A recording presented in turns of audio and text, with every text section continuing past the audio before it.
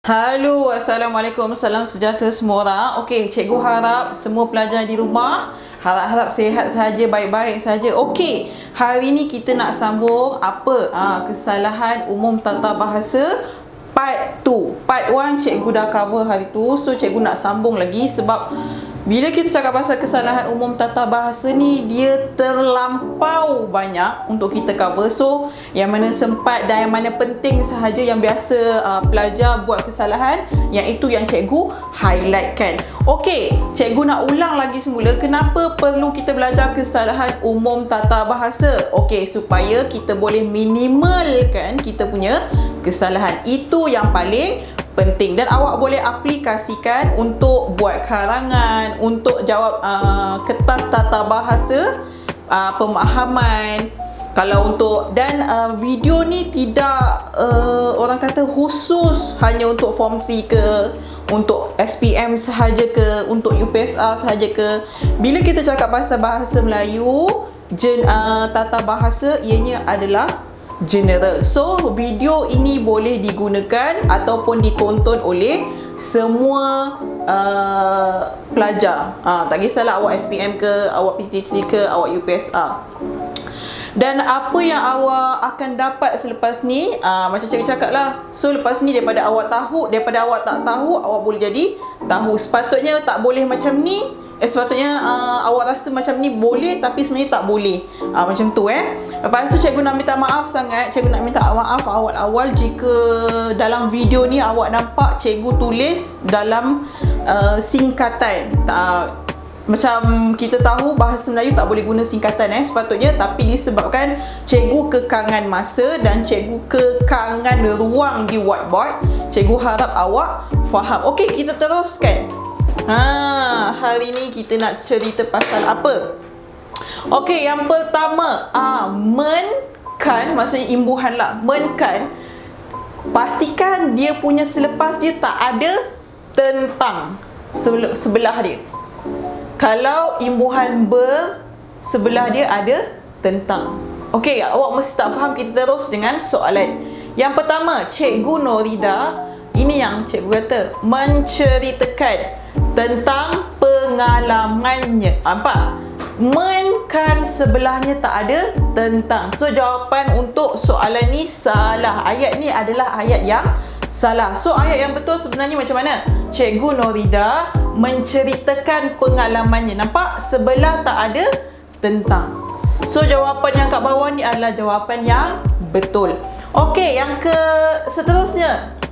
Yang betul Cikgu Norida bercerita tentang pengalamannya. Ini adalah jawapan yang betul dan ayat yang betul. Sebab apa? Nampak? Kita punya teknik tadi adalah imbuhan ber, pastikan ada tentang. Ramai tak orang dia akan guna menceritakan tentang? Ramai. Masih lagi ramai pelajar yang melakukan kesalahan. Pastikan bila awak cakap pasal menceritakan, pastikan sebelah dia tak ada tentang. Menceritakan pengalamannya, terus tak ada tentang. Atau kalau awak nak tulis tentang, awak guna imbuhan ber. Contohnya bercerita tentang. Okey, soalan nombor 2. Hamid sentiasa memikirkan masalah dirinya. Nampak? Men-kan, sebelah tak ada tentang. Sebelah ada tentang, tak ada. Terus memikirkan masalah. So ayat ni adalah ayat yang betul. Seterusnya, Hajar sentiasa berfikir masalah dirinya. Nampak? Sebelah berfikir tak ada tentang. Sepatutnya kena ada tentang. Sepatutnya ayat yang betul dia adalah Hajar sentiasa berfikir tentang masalah dirinya. Tapi disebabkan tak ada tentang, so ayat ni adalah ayat yang salah. Cikgu harap awak boleh follow cikgu lagi. Okey, sebab kita baru nombor 1. Okey, nombor 2. Kata bantu dalam ayat pasif sebelum orang. Nampak? Awak tengok kat sini, cikgu tulis besar-besar sebelum orang. Ayat bantu, kata bantu ni apa? Okey, kita tengok soalan nombor 1. Wow, itu saya akan buat. Ini adalah kata bantu. Tapi dia punya teknik mesti sebelum orang. Tapi nampak? Saya duduk sebelum akan. So jawapan ayat yang pertama adalah salah. Yang kedua yang betul, wow itu akan saya buat. Nampak? Kata bantu duduk sebelum orang. Akan tu dia duduk sebelum orang, iaitu saya lah dekat ayat dalam ni. So jawapan yang kedua adalah jawapan yang betul. Okey, seterusnya nombor soalan yang kedua. Surat itu saya telah tulis. Okey, yang mana satu kata bantu dia? Okey, kata bantu dia adalah telah. Nampak? Sebelum orang. So jawapan ni adalah betul ke salah? Sebelum orang mestilah betul. Telah ni sepatutnya dekat sini, bukan dekat sini. Maksudnya dia nampak saya dia duduk. Sepatutnya macam ni. Dia duduk sebelum orang, bukan orang yang duduk sebelum kata bantu. Okey, surat itu telah saya tulis. Nampak? Ini adalah orang dan kata bantu duduk dekat sebelum orang. So jawapan yang ini adalah betul. Boleh faham kata bantu dalam ayat pasif. Dia mesti duduk sebelum orang. Wow itu akan saya buat, bukan wow itu saya akan buat. Faham? Okey, seterusnya soalan nombor 3. Ini pun sangat-sangatlah penting dan para pelajar sering melakukan kesalahan. Beza sebab dengan kerana. Oleh sebab dengan oleh kerana. Okey. Kalau kita nak tahu sebab ni adalah kata nama. Manakala kerana adalah kata hubung, kata sendi pula. Kata hubung. Okey. Oleh sebab dengan oleh kerana. Okey, cikgu terangkan satu-satu. Soalan nombor 1. Jalil tidak hadir ke sekolah sebab demam. Nampak? Ayat ini menggunakan perkataan sebab. Sebab dekat sini tak sesuai diletakkan. Sepatutnya ditukarkan dengan perkataan kerana. Sebab kerana adalah kata hubung. Awak tahu tak kata hubung ni dia punya fungsi apa? Adalah menghubungkan dua ayat tunggal. So ayat 2 ayat tunggal dalam ayat Jalil ni adalah Jalil tidak hadir ke sekolah, ayat tunggal yang pertama. So ayat tunggal yang kedua, Jalil demam. So nak menghubungkan ayat pertama dengan ayat kedua, kena guna kata hubung. So kata hubung yang sesuai adalah kerana, bukan sebab. Sebab adalah kata nama. So dekat sini jawapannya salah. Sepatutnya ayat tersebut guna kerana, bukan sebab. Okey, yang kedua, oleh kerana pada hari itu Jalil demam, dia tidak dapat meneruskan permainan itu. Okey, ini sangat-sangat popular pelajar buat kesalahan sebab pelajar dia selalu tulis oleh kerana dekat dalam karangan, especially lah, terutamanya. Sepatutnya awak tulis perkataan oleh. Yang ini so jawapannya adalah salah. Sebab apa? Jawapannya mesti oleh sebab, bukan oleh kerana ya. Oleh kerana salah. So oleh sebab betul. So jawapan ni sepatutnya oleh sebab pada hari itu Jalil demam, dia tidak dapat meneruskan permainan itu. Okey, cikgu cerita sedikit. Walaupun sebelum ni ada video untuk SPM, khusus untuk SPM, cikgu dah cover kenapa oleh sebab, bukan oleh itu. Okey, cikgu cerita sikit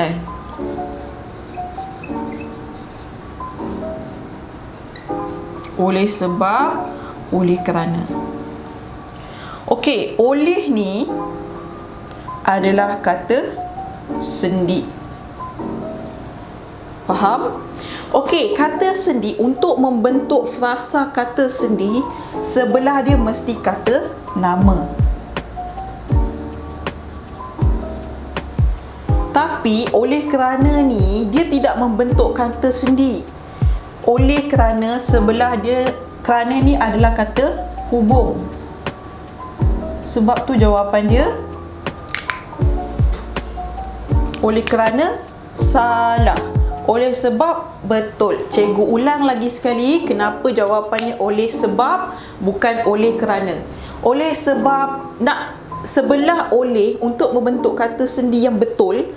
Sebelah oleh ni kan kata sendi. Sebelah dia mesti kata nama ataupun frasa nama. Kalau oleh kerana, oleh sebab bukan oleh kerana.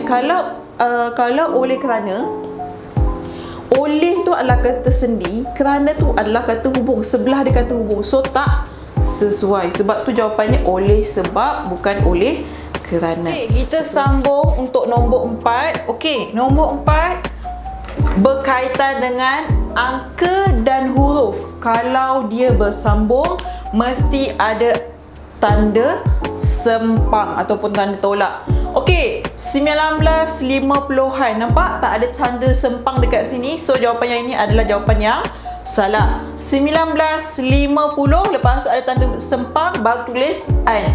So jawapan ini adalah jawapan yang betul. Okey, nombor 3, 1950. Nampak dia jarak.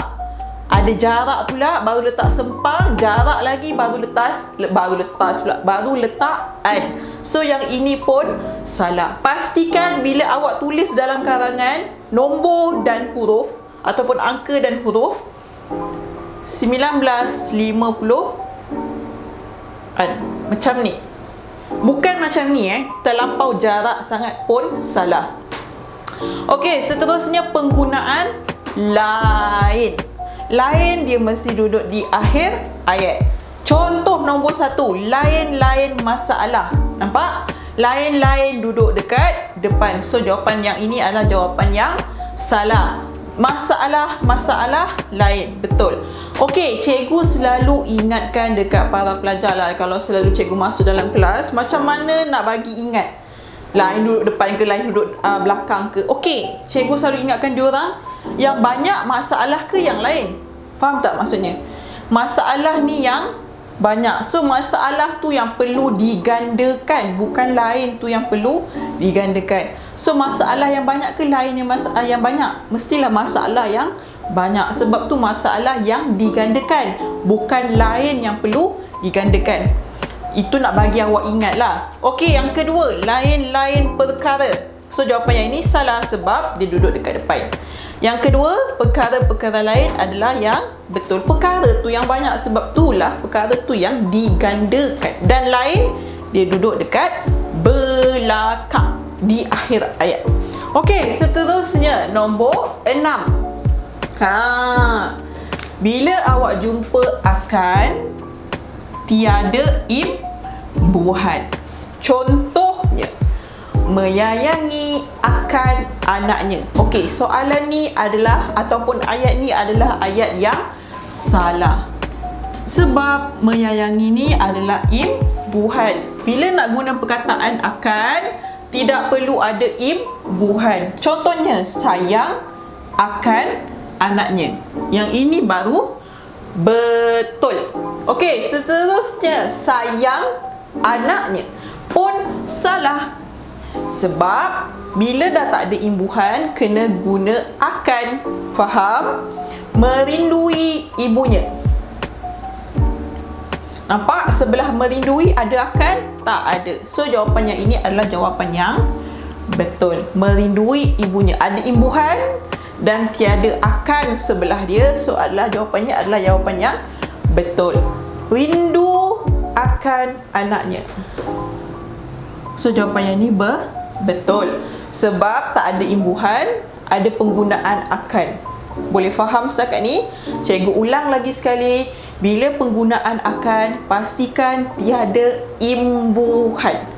Menyayangi akan salah, pastikan sayang akan. Okey, seterusnya nombor 7. Yang ini pun tak kisahlah UPSR ke, PT3 ke, SPM ke, para pelajar sering melakukan kesalahan. Okey, pastikan awak dengar elok-elok. Macam mana teknik nak guna perkataan saling, tidak perlu kata ganda. Contoh soalan dia, Daud dan Arif saling kejar mengejar. Nampak kat sini? Saling kejar mengejar. Dia punya teknik sebelah saling tak boleh ada kata ganda. So, jawapan yang ini adalah jawapan yang salah. So, yang ini kalau nak jadi yang betul, awak boleh pilih saling mengejar ataupun buang perkataan saling, awak hanya guna perkataan kejar mengejar sahaja. Contoh macam soalan yang ini, Daud dan Arif kejar mengejar. So yang ini betul sebab tak ada perkataan saling. Kalau nak guna perkataan saling, pastikan tiada kata ganda. Okey, kita sambung lagi dengan nombor 8. Penggunaan kata penguat bebas. Okey, nampak cikgu tulis kat sini SAS. Apa itu SAS? S yang pertama adalah sangat. A yang kedua adalah amat. S yang ketiga adalah sungguh. Sangat, amat, sungguh. Ini adalah kata penguat bebas. Apa maksud kata penguat bebas? Dia bebas duduk di mana-mana. Okey, contohnya sangat cantik pun betul, cantik sangat pun betul. Dia boleh duduk dekat depan, dia boleh duduk dekat belakang. Amat kejam pun betul, kejam amat pun betul. Nampak? Amat duduk depan, amat duduk belakang. Dua-dua tak ada masalah. Bijak sungguh pun betul ataupun sungguh bijak pun betul. Okey, yang kesembilan, sekali, tidak perlu ter dan paling. Ini pun adalah kata penguat. Okey, contohnya nombor 1, soalan nombor 1. KLCC tertinggi sekali. Okey, jawapannya ini adalah jawapan yang salah sebab ter ni dah mengatakan bahawasanya KLCC tu dah tinggi dah, tapi awak pergi letak lagi perkataan sekali, sebab tu dia jadi salah. Kata penguat tak boleh letak 2 kali. Ter ni dengan sekali dia punya function adalah sama. Okey, yang kedua, KLCC tertinggi. Jawapan yang ini adalah jawapan yang betul sebab dia guna perkataan ter sahaja nak menyatakan bahawasanya KLCC tu memang tinggi sangat-sangat. Okey, yang ketiga, KLCC tinggi sekali. Yang ini betul ke tidak? Yang ni pun betul. Sebab jawapan yang dekat nombor 3 ni dia hanya guna perkataan sekali, tak ada ter, tak ada paling. Okey, kita sambung nombor 4. KLCC paling tinggi sekali. Ya, cikgu tahu KLCC tu paling tinggi sekali. Awak nak menyatakan bahawasanya tinggi sangat-sangat KLCC tu.